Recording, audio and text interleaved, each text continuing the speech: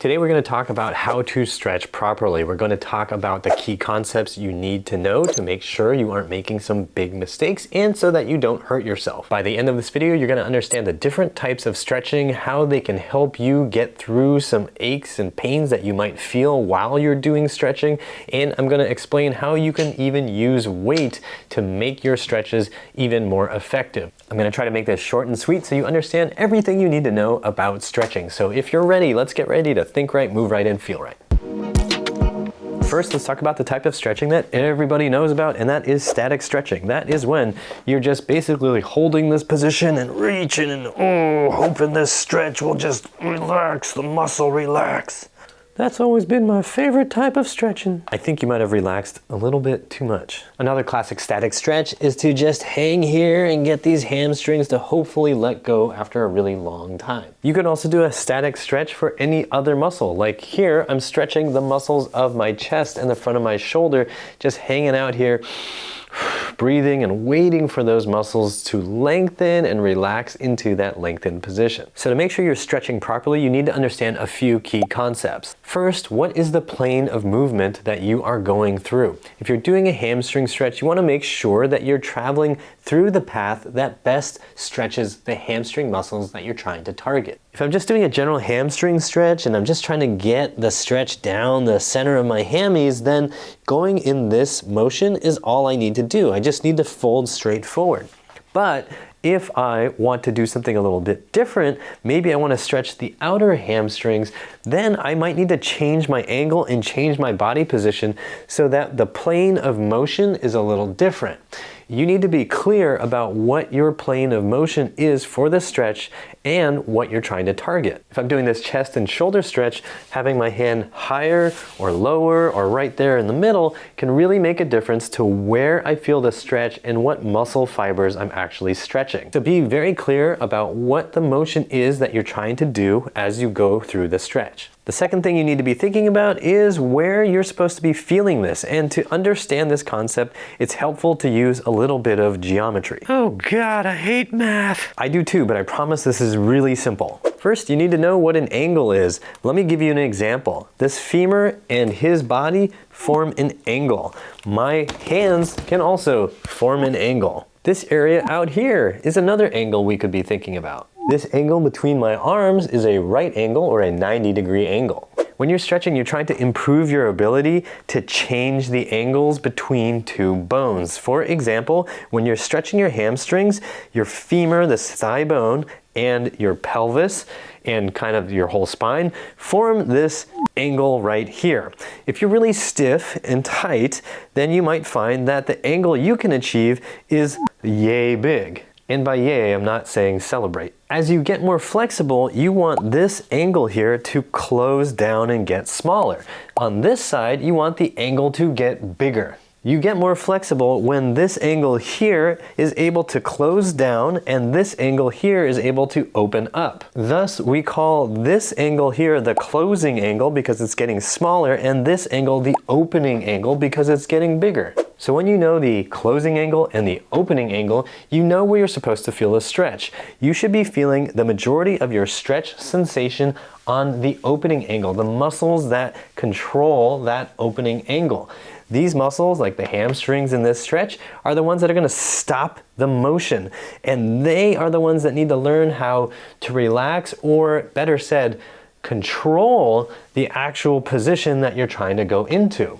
So when I'm trying to do this hamstring stretch, I need the femur to be able to close that angle with the pelvis, and the muscles that most directly stop that from happening are going to be the hamstrings, which attach at the bottom of the pelvis and down into the lower leg. As those muscles lengthen, you're going to see, okay, my femur and leg can go really, really far, and this closing angle gets really, really small. Was that good for you? Never felt better. If I'm doing a chest and shoulder stretch, then the opening angle is here on the front and the closing angle is on the back of my shoulder here. To stretch properly, you want to make sure that you position your body in a way that sends the majority of the sensation into the opening angle muscles.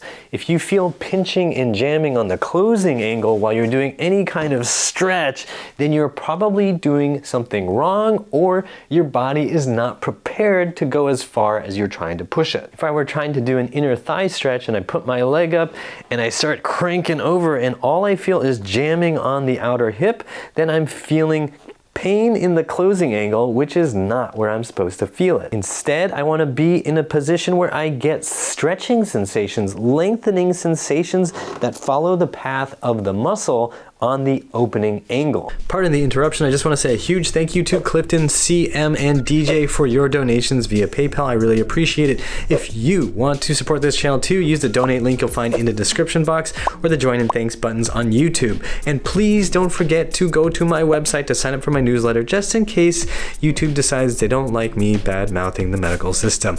Now let's get back to it. Now we need to talk about some sensations to keep you safe while you're stretching properly. First of all, you should feel stretch sensations along the belly of the muscle, not directly at the attachment points. So if I'm doing hamstring stretches and all I feel is like the back of my knee is about to snap apart, or I feel like there's just something tearing at the top of the hamstrings, then I probably need to go a little bit less deep and or adjust how I'm doing the stretch. I might need to just take the slack out a little bit by bending my knees just a smidge so that I can feel a little more of a healthy stretch sensation that's more diffuse through the actual muscle bellies. If I'm doing a chest stretch and I feel like something's about to snap or pop here, I'm probably pushing too hard. The sensation we're looking for is a moderate challenge. We don't want to feel overwhelmed like we're going to injure ourselves. We also want to be able to breathe calmly while we're doing the stretch.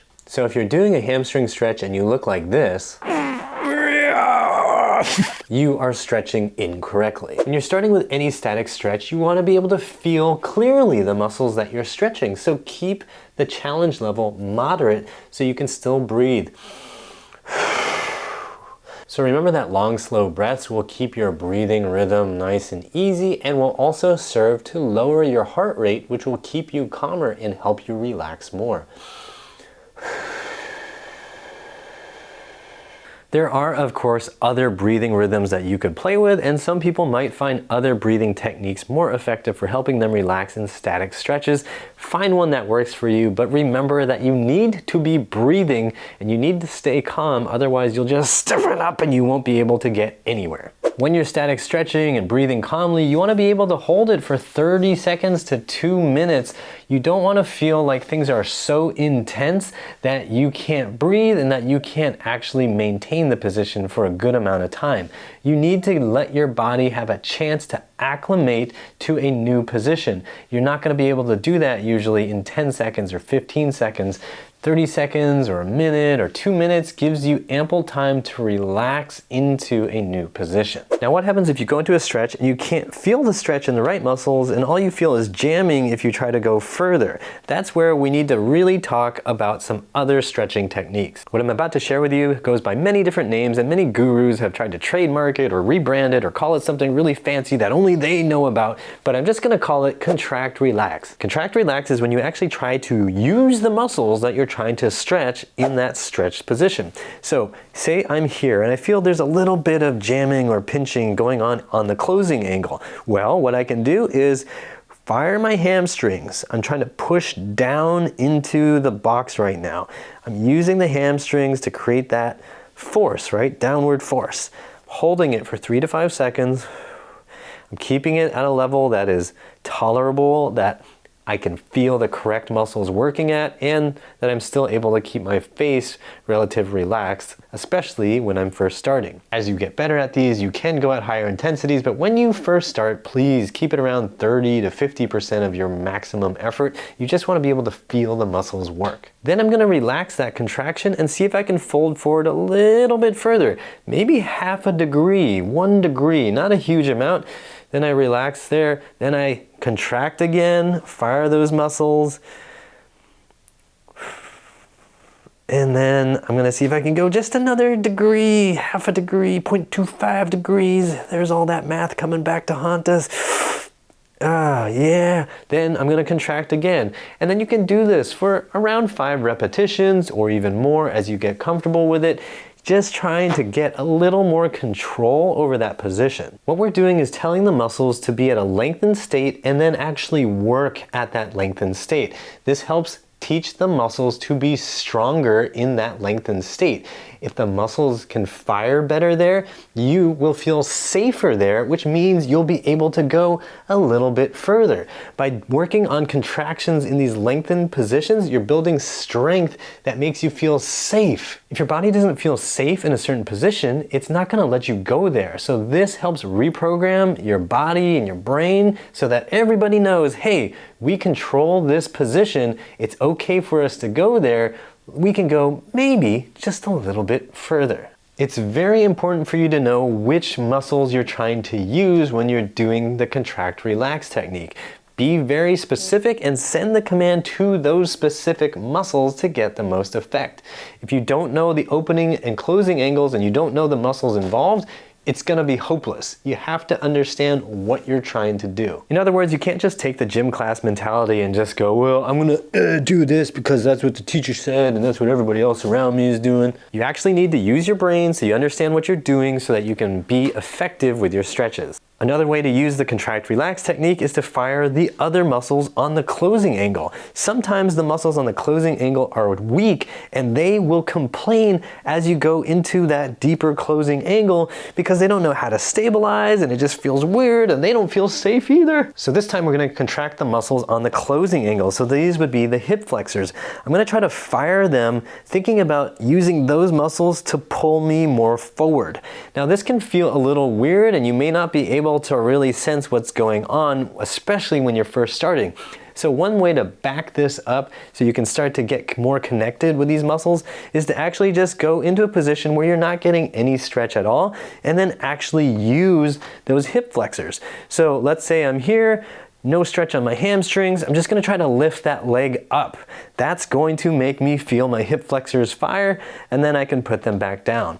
If you're just starting, doing what you just saw me do might cause a massive cramp. If you're already swearing at me because of the cramp that you just got, it's cool. I promise the cramp will go away. Just don't try to lift and hold quite so long. So you can do a couple repetitions of this, keep getting used to feeling those muscles fire, and then when they're nice and warmed up, then you can actually see if you can use them to pull yourself a little bit further. See how the stretch feels.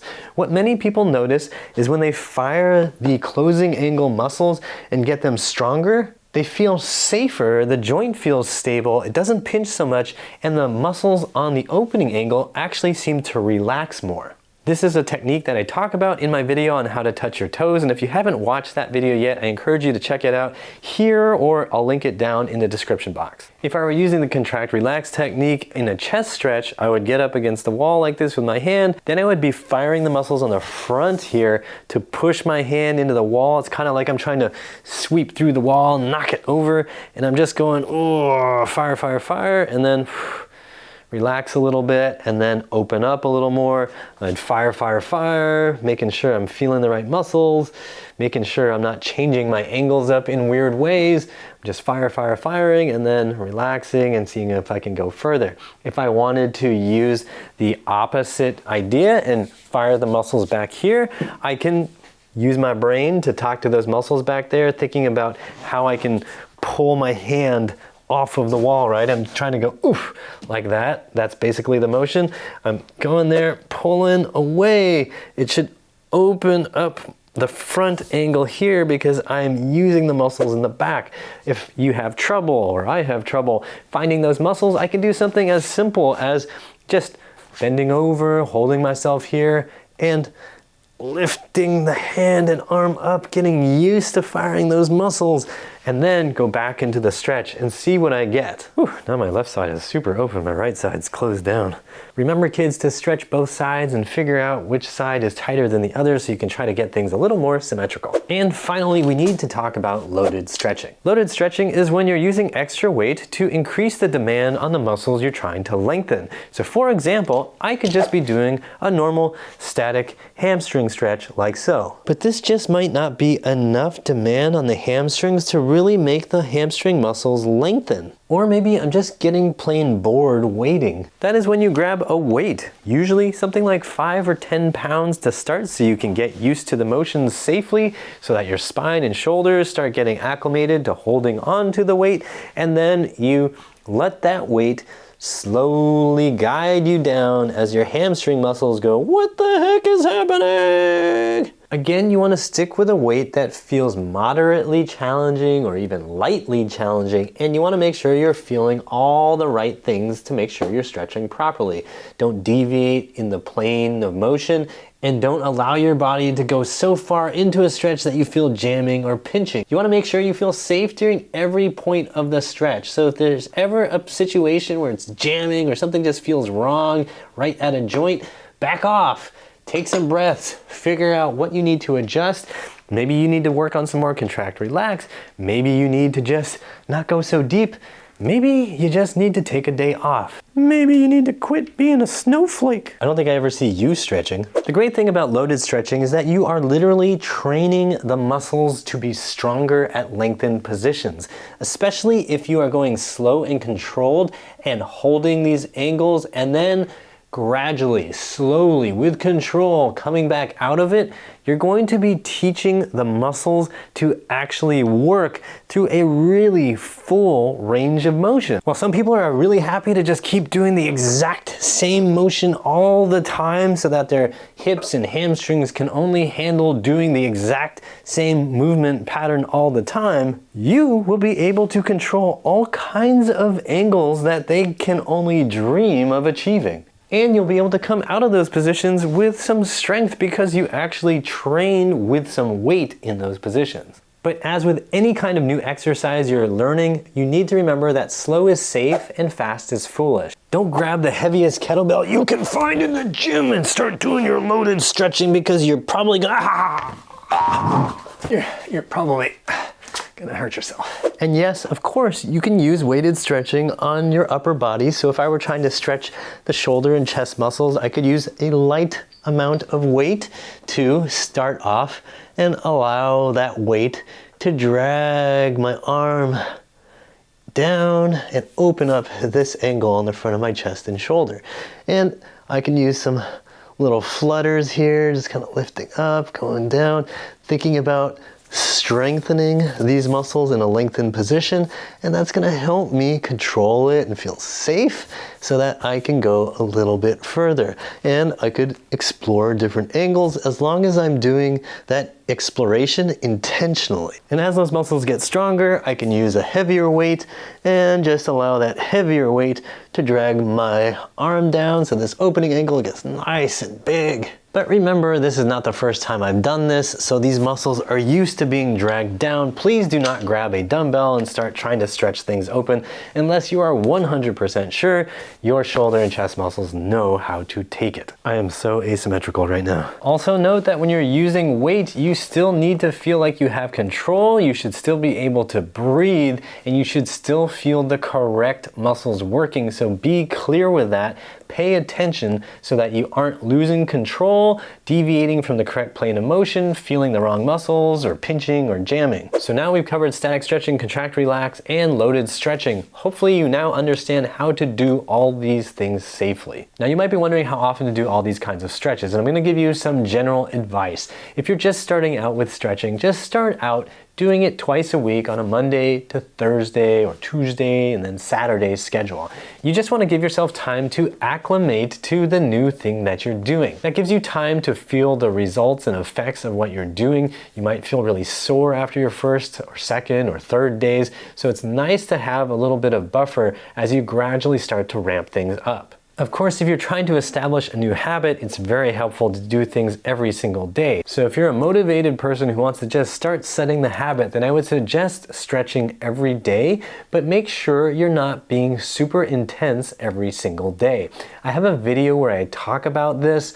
I'm gonna link to it in the description box, and up above. In that video, I talk about the right amount of time to hold a stretch, and that's generally talking about static stretches. The short version is you need to learn to pay attention to your body. At least 30 seconds is generally good, and then up to 2 minutes, and then as you get really advanced and you get really familiar with your stretches, you can hold it for longer than 2 minutes. But you don't want to be overstretching and making yourself feel unstable by stretching out only one group of muscles and never stretching the other side, or never using contractions to actually build strength in lengthened positions. It's great to be flexible, but if you get overly flexible and never train strength at lengthened positions, you're gonna feel unstable, and it's still gonna feel oddly tight, and you're gonna feel like you just need to keep stretching even though you're already flexible. So whether you're flexible or not, make sure you do start to use contract relax techniques so that you can control the angles that you're able to achieve. Contract relax and loaded stretching can help you build strength at every length, which is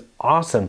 But I definitely suggest you stick to 2, maybe 3 days a week with that so you don't get too intense and really get super sore and cripple yourself with soreness. Give yourself rest days if you are using contract relax or loaded stretching. Unless you're super advanced and you know your body well, it's really not a good idea to just keep hammering your body day after day after day with the exact same high intensity stimulus. And if you are that super advanced and your body is able to recover that quickly, then I envy you. So those are the basics of how to stretch properly, whether you're doing static stretching, contract relax, or loaded stretching. If you have any more questions about how to stretch properly, please drop me a comment down below. If you're looking for a program to help you rebuild your body, go to uprighthealth.com/DIY and find a program that's gonna work for you. For more free videos to help you get more flexible, check these out here. To support this channel, use the donate link you'll find in the description box or the join and thanks buttons on YouTube. Like, share, and subscribe with the bell notification on, and as always, I hope you remember that pain sucks. Life shouldn't.